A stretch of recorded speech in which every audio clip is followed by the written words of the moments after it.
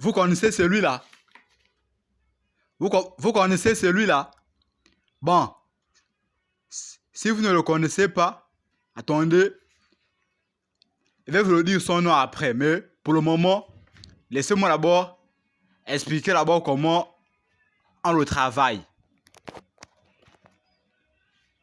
Vous écoutez, non?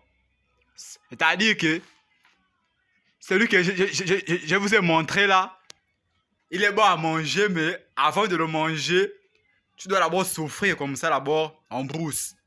Tu dois commencer d'abord par le planter d'abord. Après le planter, tu dois attendre qu'il grandisse. Après quand il grandisse, tu le déracines. Après tu prends la machette, tu le décortiques. Après, tu le mets dans un long sac de riz. Après, tu le trempes à l'eau. Après, tu dois attendre en gros une semaine et 5 jours. Tu pars le laver. Quand tu termines de le laver, tu le mets dans un panier et tu l'emmènes dans un molet à manioc et on l'écrase. Après, quand on termine de l'écraser, tu dois chercher les feuilles et les cordes, tu l'attaches et après tu le mets maintenant au feu.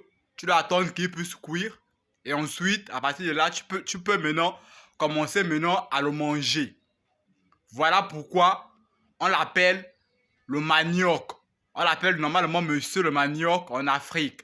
Et s'il faut le dire, on l'appelle aussi le président de tous les compléments en Afrique.